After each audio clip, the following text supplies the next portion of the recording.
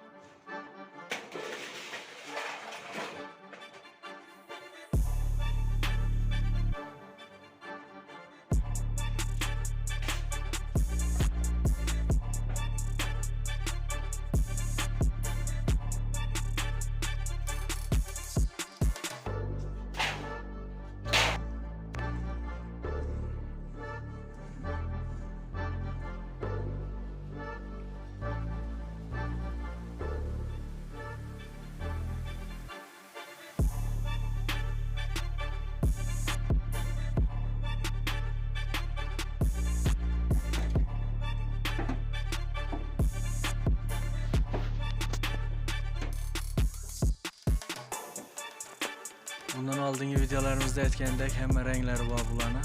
Mana hozir yuzbiga urganimiz uchun shopni ham o'zidan chiqishga harakat qildik. Mana shoplari ham o'zidan chiqqan.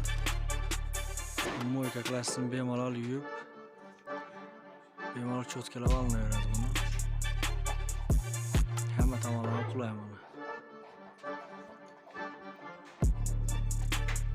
Shoplari ham o'zidan chiqqan mana.